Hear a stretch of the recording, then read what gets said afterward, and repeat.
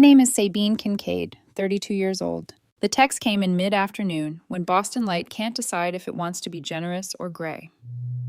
Dad invited you to dinner tonight, Ethan wrote. Just us, before the wedding. I read it twice, then once more for the tone between the words. Ethan has a good heart, but sometimes it hides behind someone else's expectations. I ironed the navy dress I chose for its clean lines and its refusal to apologize. My uniform stayed in its garment bag. Tonight, I didn't want to arrive as Lieutenant Commander Kincaid, Navy intelligence attached to a SEAL team. I wanted to arrive as a woman who loved a man, and who believed love could cross languages money could not. The Whitmore estate sat on a hill that had never met dust, white columns, ivy with a memory. A butler opened the door before I could lift a hand, as if hospitality should never have fingerprints. Inside, soft jazz floated the way expensive music floats, not to be heard, but to tell you what kind of people are listening. Richard Whitmore stood by the fireplace with a cut-glass tumbler, the diplomat's posture that says, "I learned power in rooms like this." Margaret wore pearl earrings and a smile practiced to the molecule. Ethan kissed my cheek, and in that touch I felt relief as fragile as sponge sugar. "Sabine," Richard said, offering his hand, "a quiet dinner is grounding before a big day."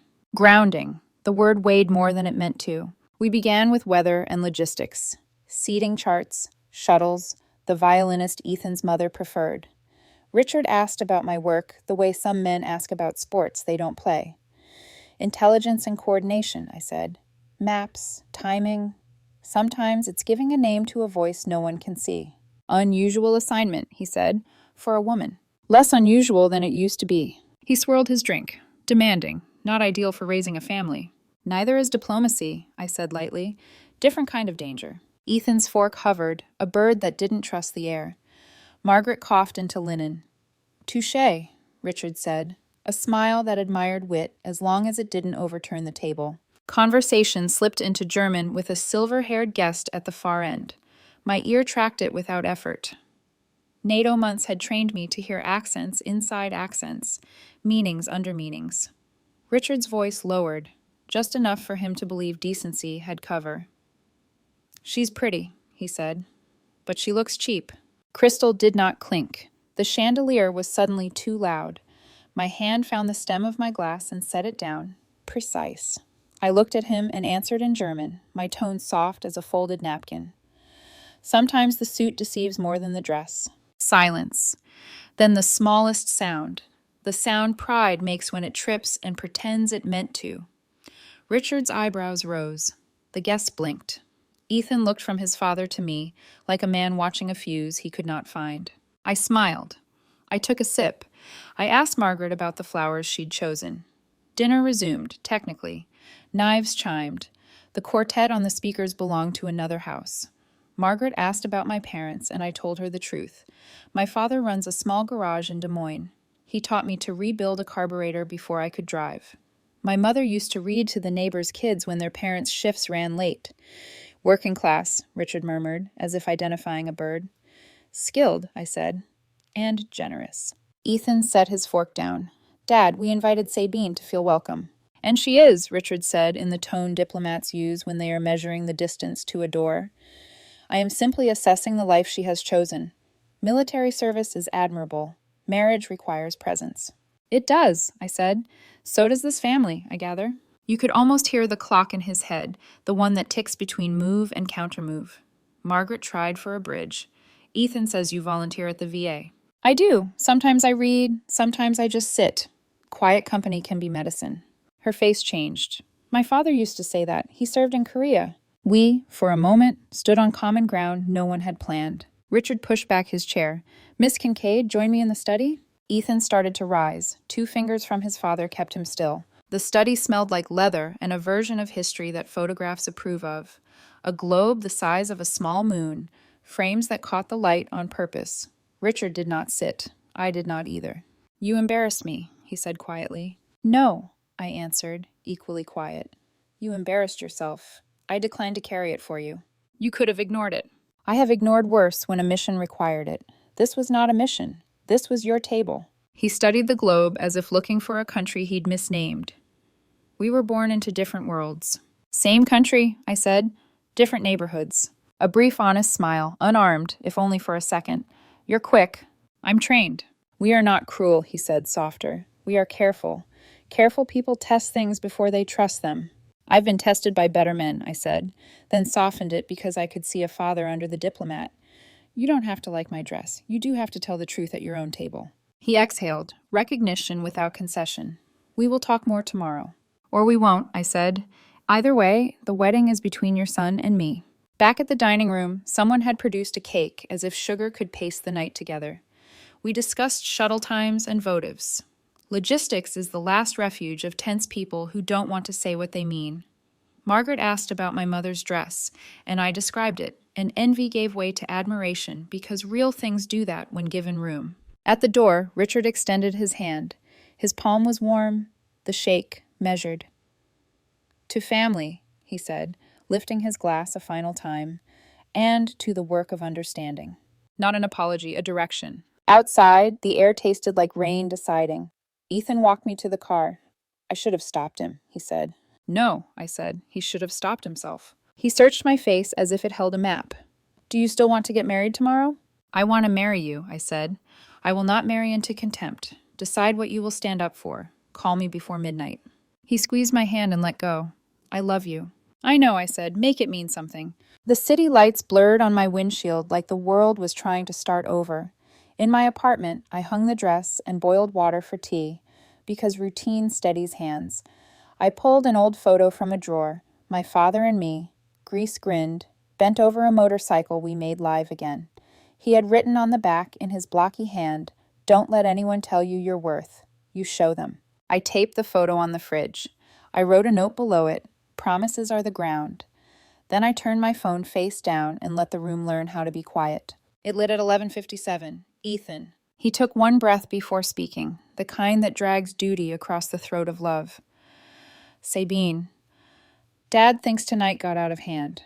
Maybe you could apologize tomorrow just to smooth things out before the wedding. You want me to apologize for speaking German, I said, watching my reflection in the window. Boston's bricks breathing out, the day behind me. That's not what I'm saying. I just want peace. Some people fight for peace, I said. Some people avoid discomfort and call it the same thing. The line went quiet. When he returned, his voice was smaller. Maybe we should postpone. Just a week or two. Maybe, I said. Sleep on it. When I ended the call, the apartment held the kind of silence that doesn't bruise.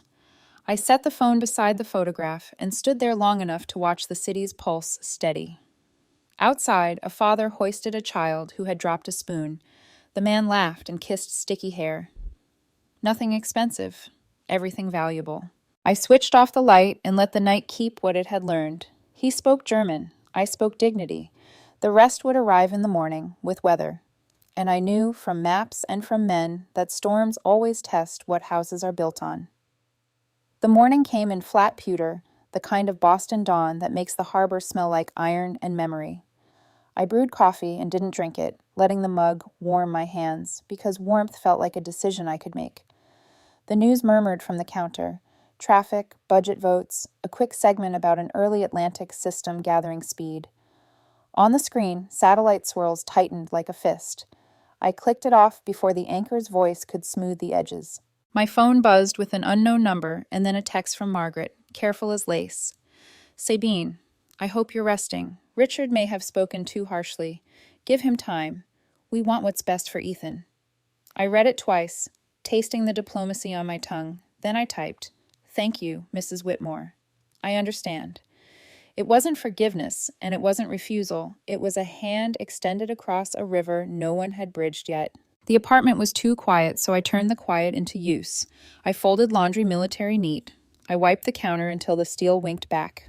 When readiness has been your language long enough, stillness feels like a dialect you forgot as a child. I checked my duty email. Rotation orders had moved from rumor to reality. Report to Norfolk within 48 hours for pre-storm mobilization. The timing landed like a gavel and a mercy. I would work. I would serve. I would not sit here and negotiate with someone else's shame. Mrs. Grant, my neighbor with the folding chair throne on her porch, waved me down the stairs. "Morning, Lieutenant." "Morning, ma'am." "You look like you're carrying a piano by the keys," she said, eyes kind and exacting. "Family?" "Dinner," I said, "the dangerous kind." She chuckled. I taught 30 years of parent-teacher nights. Pride comes in every flavor. The Lord usually has to stew it a while before it's edible. Stew helps, I said. Time helps more. She looked past me at the whitening sky. Also a good storm. Reminds people what actually holds a house up. At the VA in South Boston, the halls smelled like antiseptic and courage aging well. Fluorescent lights hummed. Someone had taped a child's crayon flag to a corkboard, colors a little defiant. I signed in as a volunteer and found Frank in his usual chair by the window, hands folded over a book he couldn't see. "Morning, Miss Sabine," he said, as if he could identify footsteps by rank. "Morning, Frank. How's the war? The one in my knees or the one between pride and good sense?" He grinned. "Which one you here to treat today?" "Dinner party wounds," I said. "They don't bleed, but they bruise." "Dangerous kind," he said, and I could hear Vietnam in the gravel of his laugh. My wife's father once told her I wasn't fit company for his daughter. Guess what I did? What? Gave him 52 years of fit company anyway. He outlived his pride just in time to apologize. I forgave him. Didn't need the apology anymore by then. What changed his mind? He saw me clean the gutters when nobody asked. He saw me sit through church in a suit that didn't fit. He saw me lose 2 jobs and still bring home bread. People learn different languages slow. Some folks need a flood to hear. Forecast says we might get one. Flood or apology? Possibly both, I said. Frank lifted his chin in the direction of sound I couldn't hear yet. You're leaving. Orders came through. Good, he said. Work steadies the hands. Don't ever confuse acceptance with surrender. One's peace, the other's empty. He fell asleep halfway through the chapter I read aloud, breath smoothing, the book rising and falling on the tide of him. I closed it softly and sat in the chair beside him, letting the quiet do its work. Across the hall, a young medic was coaching a man through a form. Patience like a blanket around the words. The building itself felt like a body that had learned to heal with time and tape. Outside, rain began like a rehearsal, fine and unsure. I drove down to the water and parked where the harbor throws itself against rock and learns humility. Waves practiced, gulls argued, and a fisherman in a black cap flicked his wrist into the wind as if muscle were a prayer. I cracked the window. Salt and storm reached in. The phone buzzed once. Ethan, you okay? I stared at the words and tried to hear which part of him sent them. The son who stands between 2 rooms, or the man who wants to be good without having to be brave. I typed and erased and typed again. I'm leaving for Norfolk. Storm prep. He responded immediately. Be safe. Can we talk tonight? I watched a wave hit and break against the jetty, reorder itself into something that could go on. I typed, after my shift. Back home, I pulled the garment bag onto the bed and put my uniform in my case piece by piece. The weight of the insignia, the folded blouse, the boots that had learned my gait and stopped arguing with it. I slid the navy dress onto a hanger and covered it in a plastic sheath from the dry cleaners. Cloth doesn't know what people say about it. It only remembers the shape it learned. I left the apartment neat enough for an inspection and stopped at the framed photograph on the fridge. My father and I grinned back, grease on our cheeks, like we'd discovered a country 2 people could build with a socket wrench. I thought of the back of photo words. You show them. It wasn't about triumph. It was about direction. The drive to Norfolk carried its usual grammar, toll booths like ellipses, waffle houses like commas, highway patrol in the median a stern parenthesis. Rain sharpened and eased and sharpened again, testing the tires, testing me. Somewhere near New Haven, a father in a minivan drummed the steering wheel and sang shamelessly to something his kids hated. My chest loosened at the sight. Ordinary is the bravest thing a country makes. At base, generators already hummed the bass line of the week to come.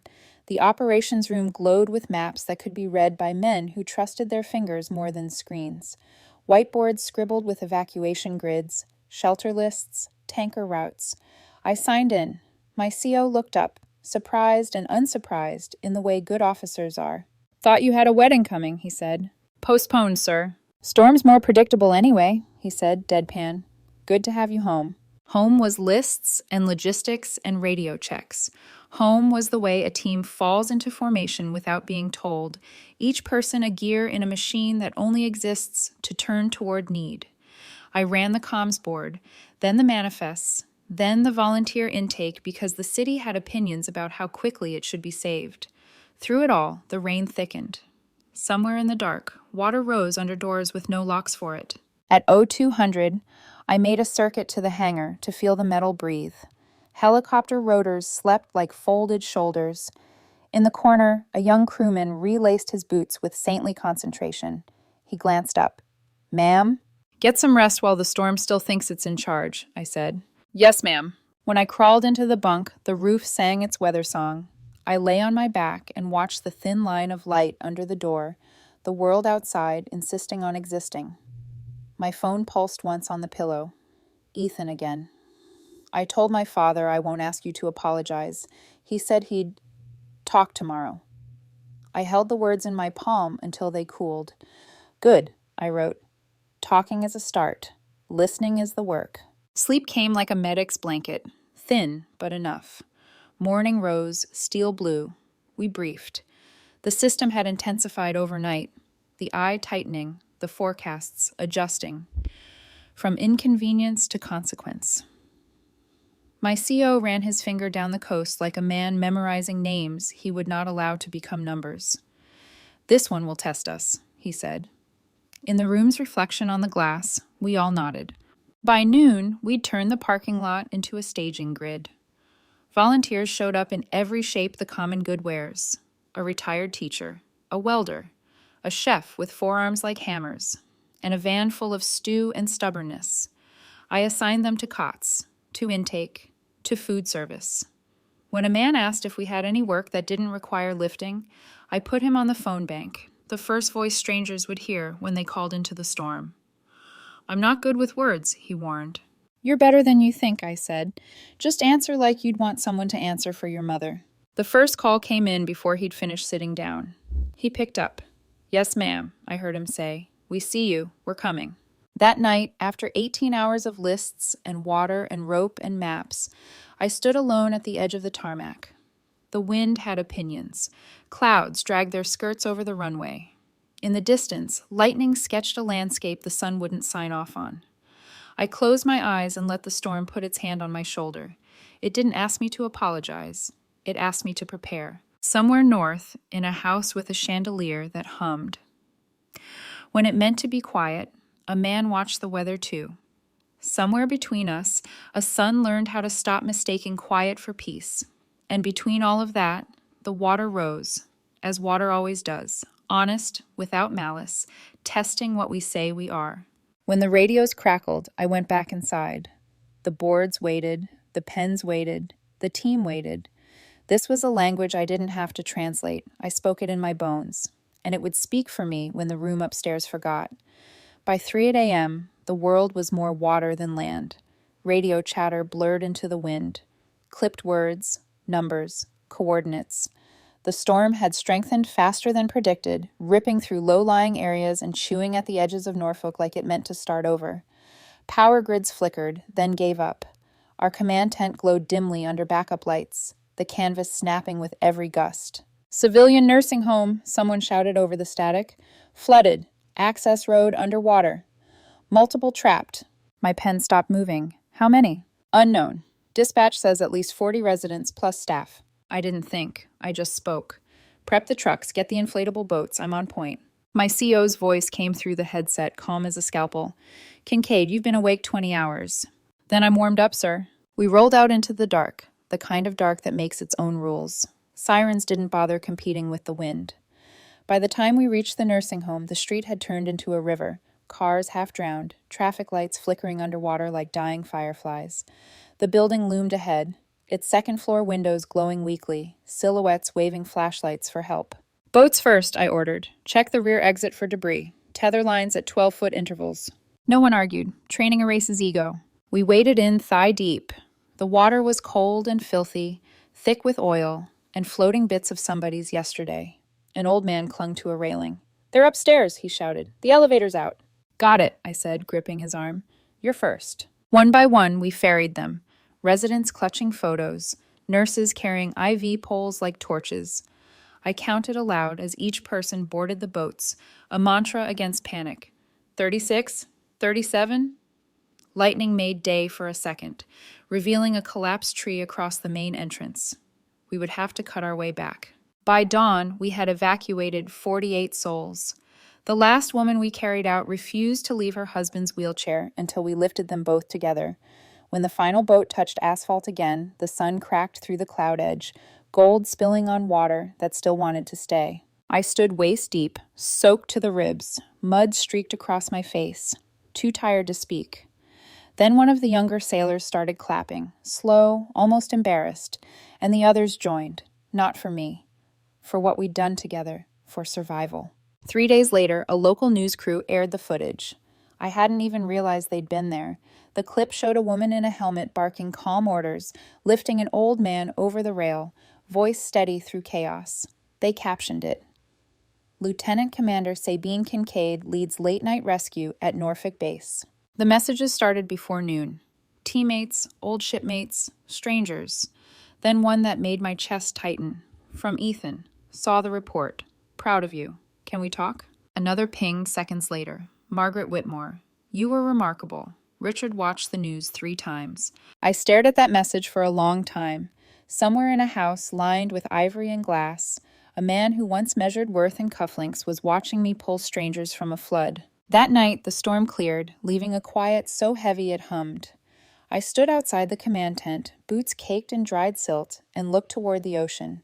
The horizon was pink and bruised. For the first time since that dinner, I felt something unbroken inside me. The following week, an envelope arrived at my Norfolk barracks. Heavy paper, the kind that had opinions about ink. The handwriting was Margaret's. Dear Sabine, Richard wanted to write but couldn't find the words. He's been reflective. Watching you on the news reminded him of what courage looks like when it stops speaking and starts doing. He regrets how that night ended. Please give him time. No apology, not exactly, but close enough to scent one coming. That afternoon, my CO caught me between briefings. Good work out there, Kincaid. Pentagon's compiling commendations. You'll probably get a citation. I smiled, small. The team earned it, sir. Don't be modest, he grinned. You saved nearly 50 people. I shrugged. 50 reasons to rest easier, that's enough. When the next message from Ethan came, it was a call instead of text. I let it ring, then answered on the last vibration. Sabine. His voice was softer now, stripped of courtroom precision. Dad wants to talk. He said he owes you a conversation. Does he? He's been quiet lately, watching the Norfolk footage. He told Mom he might have been wrong. Might? It's Richard Whitmore, he said with a rueful laugh. That's progress. Maybe, I said, but I'm not sure I want his words as much as I wanted his honesty. Then come here both, please. I should have said no, but closure has its own gravity. Saturday evening, I stood in front of my open closet. The uniform hung there like truth. Next to it, the navy dress waited, same one from that dinner. I touched the fabric and felt steadiness. No rank, no armor, just me. The Boston Harbor Club shimmered against sunset, glass catching fire in gold and rose. Inside, laughter moved like silverware, bright, performative. Ethan met me by the entrance, hope trembling in his shoulders. You came, he said. I did, I answered. Let's get through it. Margaret was the first to reach me, hands gentle, voice careful. Sabine, you look lovely. Thank you. Richard's waiting by the window. He asked to speak privately before dinner. Ethan squeezed my arm. I'll be right here. I nodded and crossed the room. Richard stood framed against the harbor, the skyline bleeding light behind him. He didn't turn immediately. When he did, his face looked older, not weaker, just stripped of ceremony. Commander Kincaid, he said, then paused. Or is it Lieutenant Commander? Lieutenant Commander, I said, but tonight, just Sabine. He nodded slowly. Sabine, then. For a long breath, we listened to the muffled music behind the door. Then he said, I saw the footage. Norfolk. You led that? Yes, sir, he swallowed. I misjudged you. I said nothing. I mistook quiet for weakness, he continued. It's a habit among men like me. We think noise equals strength. It doesn't, I said. No, he admitted, looking toward the dark water. It doesn't. He hesitated, then added, When I was posted in Berlin in '79, I thought I understood courage. I never stood in rising water with lives depending on me. You saved people in your way, I said. Diplomacy saves quietly. He smiled faintly. Maybe, but embarrassment can drown faster than water. That earned the smallest laugh from me. So can pride. His eyes met mine. I don't hold grudges, Miss Kincaid, just lessons. Good, I said, because I don't hold grudges either, only mirrors. He gave a soft breath that could have been a chuckle. You've got your father's steel. You've got your son's decency, I replied. You just buried it under protocol. Richard blinked, then nodded. Point taken. When we returned to the dining room, the conversation felt different. Less like theater, more like truce. Someone toasted to service and family. Richard raised his glass toward me. Margaret added softly, and humility. For the first time, I smiled without pretending. After dessert, Ethan walked me to the terrace. The harbor lights shimmered below like signals only sailors could read. I don't know what you said to him, he whispered, but thank you. I didn't say much, I replied. He finally listened. Ethan's hand found mine. He wants to host something after the wedding, for veterans. He said it's time his family gave back. That stopped me. He said that? He did. I looked out at the water. Maybe this is the real beginning then. Maybe, he said, if you'll still have me. I smiled faintly. I don't run from hard things, Ethan, but I don't stay where I'm not respected either. He nodded, the kind of nod that means I understand now, even if too late. Below us, the tide turned, quietly rewriting the shoreline. And somewhere in that hush between waves, I felt something unspoken settle. Not victory, not forgiveness, just balance. 2 weeks later, the Norfolk flood was already old news to most people, just another headline swallowed by the next crisis. But for me, it was the hinge everything turned on. Orders came in for a formal debrief at headquarters, followed by a commendation ceremony in D.C. I didn't think much of it until I saw the itinerary. There it was, printed neatly among the event sponsors, the Whitmore Foundation. I read the name twice, my mouth tightening around a half laugh. Of course, life never sends coincidences, only callbacks. The gala was scheduled at the Mayflower Hotel, chandeliers and velvet drapes, and polished marble that smelled faintly of nostalgia and money. Dress whites were mandatory, so I polished every metal until it caught light. The uniform had weight, yes, but this time it felt like belonging, not armor. When I arrived, I scanned the crowd of senators, officers, donors, and then I saw them. Richard and Margaret Whitmore, seated near the front, posture crisp, expressions unreadable. Richard's hair looked thinner, his eyes softer. The master of ceremonies cleared his throat. Please welcome Lieutenant Commander Sabine Kincaid, United States Navy, representing the Norfolk Rescue Team. Polite applause filled the ballroom. I walked to the podium, hands steady, steps deliberate. Good evening, I began. A few weeks ago, I was standing knee-deep in floodwater, helping strangers climb into boats. Tonight, I'm dry, warm, and alive because hundreds of others did their jobs, so we could all go home. That's what service means, pulling together, especially when the current disagrees. The room went still. Even the air conditioners seemed to hold their breath. People ask what courage feels like, I continued. Truth is, it's rarely loud. It's usually quiet, a decision you make before anyone's watching. And sometimes, courage isn't about leading. It's about listening until calm becomes contagious. Applause began softly, spreading like sunrise. I found Richard in the audience. He was standing. Slowly, deliberately, he raised his glass. In German, he said, his accent careful but clear, Ehre wem Ehre gebührt. Then in English, honor to whom honor is due. I nodded, a small smile finding me before I could stop it. Later, during the mingling, I felt a tap on my shoulder. Richard stood there, Margaret beside him. You spoke beautifully, he said. Better than most diplomats I've met. Occupational hazard, I replied. He chuckled. Our foundation began as a scholarship fund. We'd like to expand it to support veterans, especially women transitioning back to civilian life. Would you consider advising us? I blinked. You're serious? Completely. Margaret touched my arm gently. We want to learn the language you speak so well, the one about service without ceremony. I looked between them, then nodded. I'll think about it.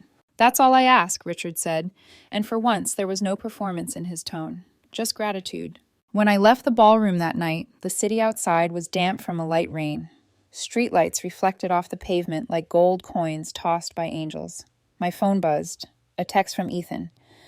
Dad hasn't stopped talking about you. Proud of you, Sabine. I typed a reply, then deleted it. Some things didn't need words yet. 2 mornings later, an envelope appeared under my door. Thick, cream-colored paper, my name written in Richard's careful script. Inside was a folded letter. Commander Kincaid, watching your speech reminded me of everything I once misunderstood. I spent years measuring people by inheritance instead of integrity, arrogance dressed as tradition. You didn't just rescue lives that night in Norfolk. You rescued mine from blindness. Thank you for letting me see. Richard Whitmore. I read it 3 times before sitting down on the edge of my bed, the letter trembling in my hand. I'd faced warlords, storms, and silence, but humility, sincere, uncloaked humility, that nearly broke me. I closed my eyes, breathing through the quiet, and whispered to the empty room, "You're learning, old man. That's more than most." 3 days later, my commanding officer summoned me. "Pentagon wants you at another gala," he said. "Charity fundraiser for veterans. You'll give the closing speech. You've become the poster child for the Norfolk mission." I laughed softly. I didn't volunteer for fame. "Doesn't matter. You earned it." I nodded. "Yes, sir." The next month unfolded like a second act no one had rehearsed. I flew to D.C., gave the speech, and watched the Whitmore Foundation formally announce a new initiative, the Kincaid Transition Scholarship Fund. The logo read, "In partnership with the Whitmore Foundation." When I saw it printed on the program, something inside me steadied. They hadn't erased me. They'd included me. After the ceremony, Richard found me again.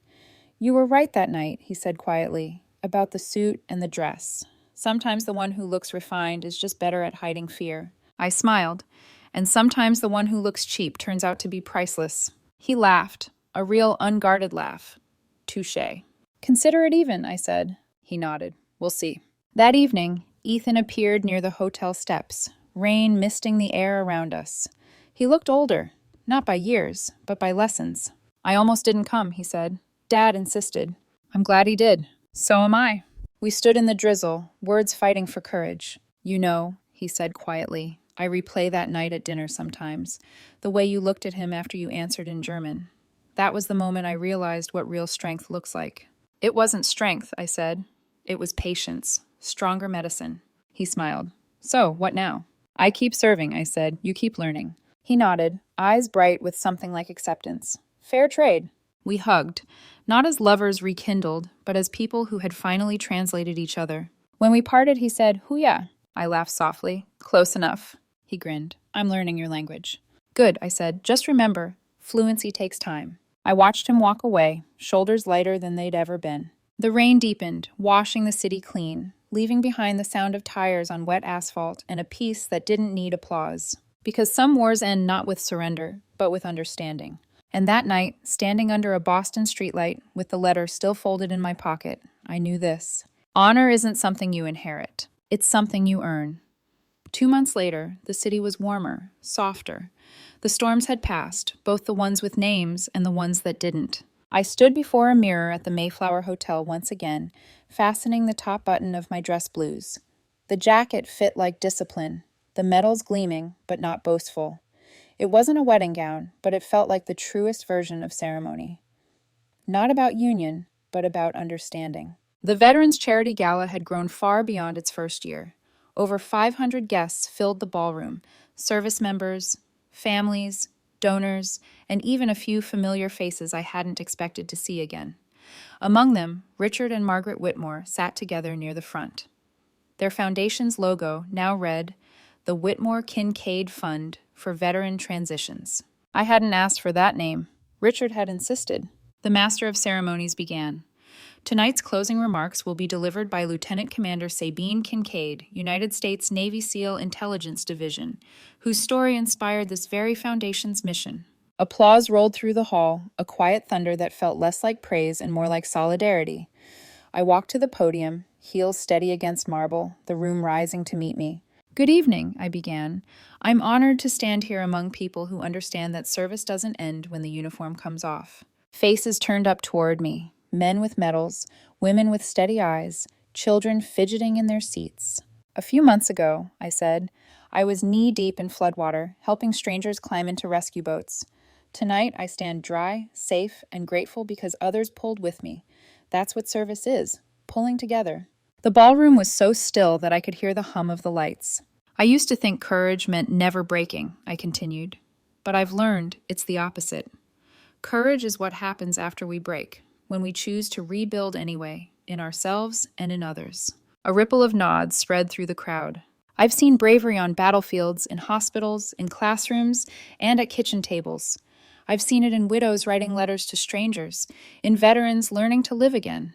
And yes, in father's learning to say the hardest words a man can say. I was wrong. I glanced toward Richard and Margaret. They were holding hands.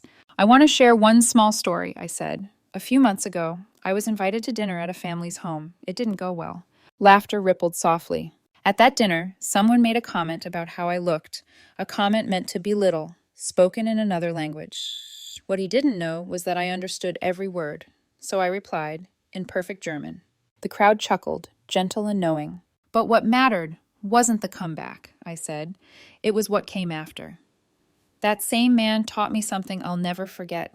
It's never too late to learn a new language, not of words, but of humility. The laughter faded into quiet reflection. We all speak different languages, I said. Some of us speak through medals and service records, others through silence or love or regret. But the only language that connects us all is respect. Applause swelled, soft, sincere, rising like tidewater. I ended with a memory. My father once told me, "Don't let anyone tell you your worth, you show them." I think he was right. When I stepped back from the microphone, the applause became a standing ovation.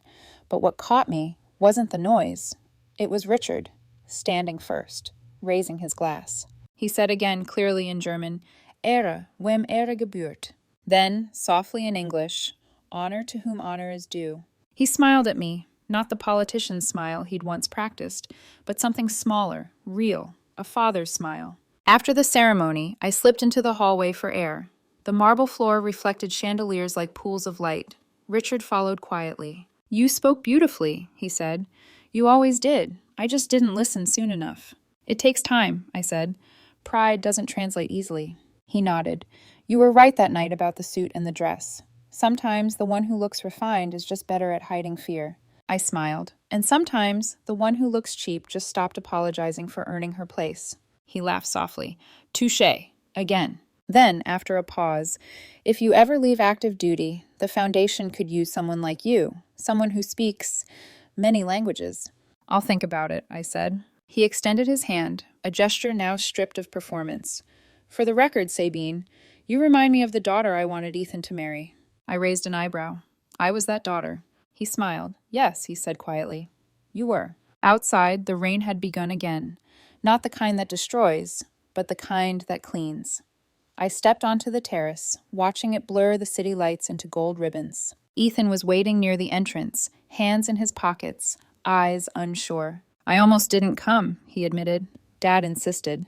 "I'm glad he did." He nodded. "Me too." We stood in silence, the rain threading between us. "I still replay that night sometimes," he said finally, "when you stood up to him. I think that's when I realized what real strength looked like." "It wasn't strength," I said. "It was peace, earned the hard way." He smiled. "So, what now?" "We move forward," I said. "Maybe not together, but forward." He nodded slowly, eyes soft. "Fair enough." When he turned to go, he hesitated. "By the way," he said, half smiling, "you know what Dad does now every Sunday morning?" "What?" "He writes letters. To veterans. To families he worked with overseas. To people he hasn't spoken to in decades. I think you taught him a new language, too." I felt my throat tighten. "Good," I whispered. "He's got a lot to say." Ethan nodded. "He says he finally understands what honor actually means." So do I. We stood there for a moment longer, the kind of silence that feels like punctuation. Then I said softly, "Hooyah." Ethan laughed, shaking his head. "Wrong branch again." "Close enough." He smiled, and this time it reached his eyes. "Goodbye, Sabine." "Goodbye, Ethan." As he walked away, the city's hum rose around me. Traffic, laughter, rain, life. I stayed under the awning until the last drop found its rhythm, thinking about how everything had started with a single dinner and a careless insult, and how it ended here, with understanding and peace. Because sometimes the battles that change us most aren't fought overseas or under flags. They're fought in dining rooms, between pride and humility, between what we inherit and what we become. And when you win those wars, no one pins a medal on you. The only reward is peace. I stepped into the rain, lifted my face to the sky, and whispered, "Mission complete." The next morning, sunlight spilled through my apartment like a quiet benediction. No alarms, no uniform inspections, no deadlines, just light, honest and unfiltered, resting on the folded letter still lying on my kitchen table. Richard's handwriting, elegant but uneven, had begun to fade at the edges, from where my fingers had pressed the paper too often. I didn't put it away. Some words deserve to live where you can see them. I brewed coffee, not out of habit this time, but because the smell reminded me that ordinary things can be holy. Steam curled up from the cup like a slow prayer. Outside, the city moved at its usual, forgiving pace. Horns, footsteps, life beginning again. On the counter, my phone buzzed with a new email. Subject line, new initiative proposal. The Whitmore Kincaid Fund. I opened it. The board had approved Richard's idea.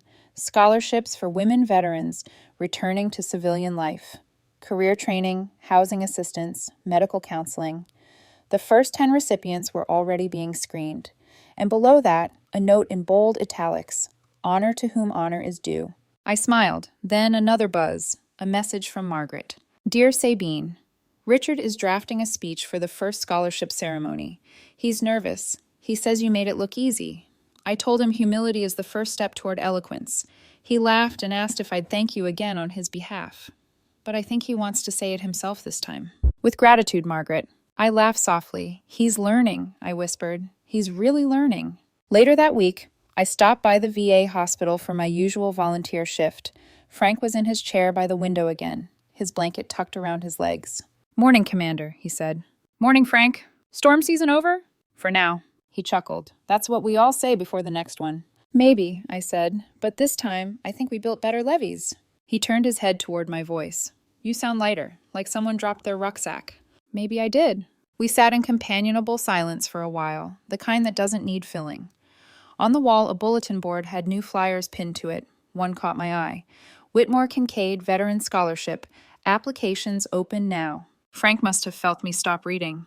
That yours? Partly, I said. Then you did good, Commander. Team effort, Frank, always is. He grinned. You Navy folks, you love that phrase. Because it's true. When I left the ward, a young medic stopped me in the hall. Ma'am, was that the Whitmore guy I saw with you last week? The diplomat? Yes, I said carefully. Didn't he used to... He trailed off. Yeah, I said, but people change. The medic nodded. Good to know. That afternoon, as I was packing care boxes in the outreach room, the hospital director approached with a small envelope in hand. This was dropped off for you, Commander. Inside was a check, substantial, and beneath it, a note in Richard's familiar hand. For the Harper Initiative. Every mission deserves a return path home. R.W. I smiled at the old-fashioned way he'd written it, still calling the scholarship by its early code name before the rebranding. He wasn't wrong, though. Every mission does deserve a return path home. That evening, I drove to the shoreline again. The sun was melting into the horizon, the sky burning gold and navy, the same colors as my uniform. The tide lapped against the rocks, gentle, insistent, forgiving. I thought of everything that had happened. A dinner table, an insult, a storm, a rescue, a letter, a handshake. All of it stitched together by one truth. That respect, once earned, has a heartbeat of its own. Somewhere in Boston, Richard was probably still writing letters. Margaret was probably organizing another care drive. And Ethan, he was learning that love wasn't about winning or losing, but about listening long enough to understand the quiet between words. I reached into my pocket, unfolded the letter once more, and let the sea breeze tug at its corners. Mission complete, I whispered again. But this time it didn't sound like an ending. It sounded like a beginning. 2 months later, I found myself standing in a place I hadn't expected to return to, the Whitmore estate. The invitation had arrived handwritten, sealed with wax in the same careful script I'd come to recognize. Commander Kincaid, we are hosting the first Whitmore Kincaid Foundation Scholarship Dinner this Saturday. The recipients and their families will be present. It would mean a great deal if you joined us, not as a guest of honor, but as family. Richard and Margaret. The word family lingered longer than I wanted to admit. When I arrived, the house looked different, not in structure, but in spirit. The columns that once seemed like barriers now felt like sentinels. The butler who'd once opened the door with formality now smiled, genuine and warm. Welcome back, Commander, he said. Just Sabine, I replied. The dining room had changed too. No crystal chandeliers, no diplomats, no performance. Instead, a long wooden table dressed with modest arrangements of lilies and simple china. Around it sat men and women in civilian clothes, 10 scholarship recipients and their families. Some were missing limbs, others bore quieter scars, but every one of them looked alive, determined. Richard stood at the head of the table, posture still proud, but softened by something truer. Margaret hovered nearby, her warmth filling the spaces between his sentences. Everyone, Richard said, raising his glass, this evening isn't about charity. It's about acknowledgement, of service, of sacrifice, of resilience. And none of it would exist without the woman who reminded me what honor really means. He turned toward me. Sabine Kincaid. Applause broke out. Hesitant at first, then wholehearted. I felt heat rise to my face. Richard, I said quietly, you didn't have to. I did, he interrupted, his smile steady, because I once mistook pride for principle. You taught me the difference. Across the table, one of the recipients, a young single mother in a denim jacket, lifted her hand. Commander Kincaid, she said, I just wanted to thank you. I'm starting nursing school next month because of this program. My son told his teacher his mom's going to save lives now. That's because of you. I swallowed hard. No, I said softly. That's because of you. I just helped build the bridge. You're the one crossing it. The room went quiet for a moment, not out of awkwardness, but reverence. Then laughter, small and cleansing, followed. After dinner, Richard led me to the study, the same one where he'd once tried to measure my worth. It even smelled different now. The leather and whiskey had given way to something lighter. Paper, ink, maybe forgiveness. You know, he said, gesturing to a wall of framed photos, I used to think legacy was about what you leave behind. I'm beginning to see it's more about who you lift while you're still here. That's a better kind, I said. He nodded, his gaze distant. Do you ever miss it? The field? The uniform? Every day, I admitted, but I don't miss being defined by it. These people, they're what comes after. That's the mission now. He smiled. Then maybe we're finally serving the same cause. For a long moment, neither of us spoke. The silence didn't ache this time. It breathed. When I stepped outside, the evening air was warm. Margaret joined me on the porch, her arm linked through mine. He writes every morning now, she said, almost conspiratorial. Letters, essays, plans. I think you gave him his voice back. Maybe he always had it, I said. He just needed someone to answer him in his own language.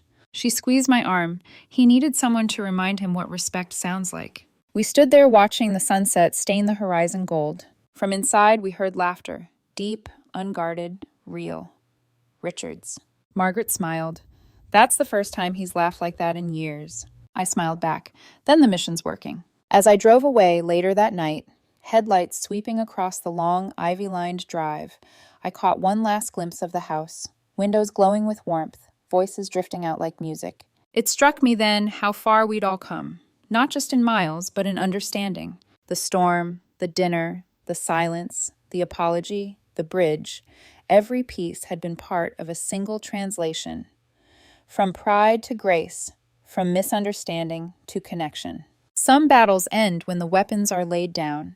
Others end when hearts finally start to speak the same language. Mine had done both. And for the first time in a long time, I realized I wasn't fighting anymore. I was home. 6 months later, the Whitmore Kincaid Foundation had become more than anyone imagined. What started as 10 scholarships had grown into a network. Job placements, mentorships, counseling centers.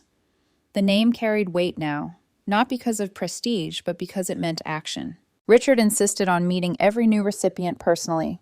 Margaret turned their ballroom into an office, replacing chandeliers with filing cabinets and volunteer desks. The house that once hosted diplomats now hosted veterans and their families. The walls didn't echo anymore. They hummed. One Friday morning, my phone buzzed with a call from Margaret. Sabine, she said, you might want to come by the hospital. My stomach tightened. Is Richard okay? He's fine, she said quickly. Just different. You'll see. When I arrived, I found him in the VA reading room, sitting among a half-dozen veterans, helping an older Marine fill out a benefits form. His glasses slid halfway down his nose. His tone was patient, almost gentle. Print clearly, he told the man. These bureaucrats won't read cursive anymore. The Marine chuckled. You talk like you've done this before. Once or twice, Richard said. When he noticed me standing in the doorway, he smiled. Commander. Richard, I said. Didn't expect to see you on this side of the desk. He shrugged. Thought I'd borrow your example. Looks like you improved it. He handed the Marine his signed form and stood. You taught me that service doesn't retire. It just changes uniform. I nodded. That's the only kind of promotion that matters. We walked down the corridor together, the smell of disinfectant and coffee grounding the air. I wanted to thank you again, he said. Not the kind of thanks people put in speeches, the kind that comes after the applause fades. You gave me something I didn't know I'd lost. What's that? Relevance. I stopped. You never lost it, you just forgot where to use it. He smiled at that, slow and real. Margaret says humility's the new luxury. She's right, he nodded. Would you forgive an old man for learning too late? I already did, I said. At your dinner table. You just hadn't caught up yet. He laughed softly, the sound thin but steady. Fair enough. We passed a wall of framed photos, service members, families, smiling faces. The newest edition showed a group of scholarship recipients standing outside a community center, a sign overhead, Whitmore Kincaid Outreach Hub, Exchange 2026. He paused in front of it, eyes glistening. We built that, he whispered. You and me. Team effort, I said, smiling. He exhaled, shoulders lightening. You know, when I met you, I thought I was testing you. Turns out you were the one testing me. I wasn't testing, I said. Just speaking a language you'd forgotten. And you made me fluent again. A week later, he passed quietly in his sleep. Margaret called early, her voice thin but composed. He was writing when it happened, she said. A letter. For you. When I arrived at the estate, the house was draped in the stillness of good grief. Sad, but clean. On Richard's desk sat an envelope addressed in his familiar hand. I opened it, the paper trembling just enough to make the ink blur. Dear Sabine, if you're reading this, it means I've gone where all diplomats eventually go. To debriefing. I wanted to thank you properly, in the only language that matters. Truth. You taught me that honor isn't a birthright. It's a choice renewed every day. I spent decades defending countries I barely knew. But you reminded me that the hardest borders to cross are the ones inside ourselves. If the foundation continues to grow, let it be, because humility finally found its purpose. And if you ever wonder whether you changed a life, you did. Mine. With gratitude, Richard. I sat there for a long time, the morning light crawling across the desk, touching the letter like it meant to bless it. Margaret stood in this doorway, her eyes red but peaceful. He finished that an hour before, she said. Then he said he was tired and wanted to rest. He was smiling. He earned that rest, I whispered. She nodded. He wanted you to have this too. She handed me a small box.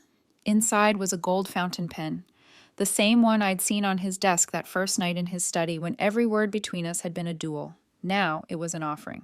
He said it's yours now, she said, for new stories. I closed the box carefully. Then I'll use it well. The funeral was small. Family, a few diplomats, and several veterans whose names he'd learned by volunteering. I was asked to speak, but instead of eulogizing, I read a line from his letter aloud.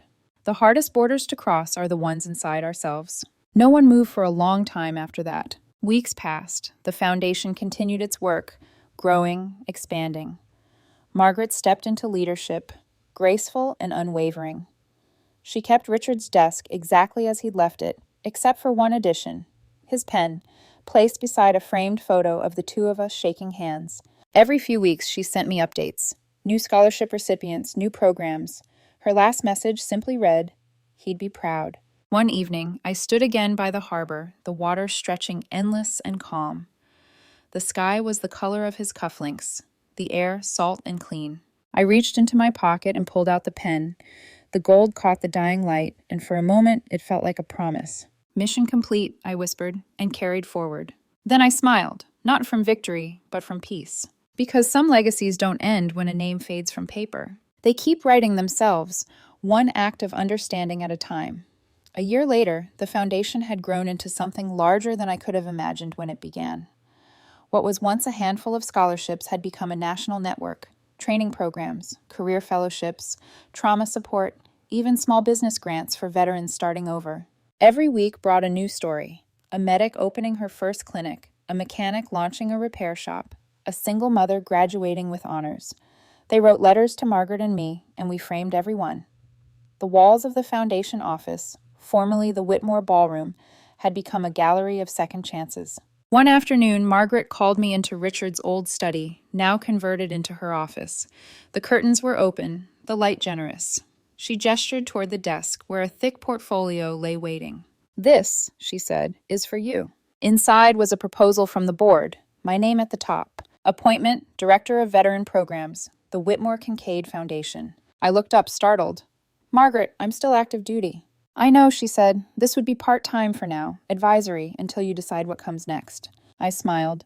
I never planned to trade one uniform for another. She smiled back. You won't be. You're just expanding the same mission. I ran a hand over the document, the texture of the paper reminding me of the letter Richard had written before he died. He'd approve? He'd say it's overdue, she replied. That night, I walked along the harbor again. The wind smelled like salt and electricity, the kind that always follows a storm but never threatens one.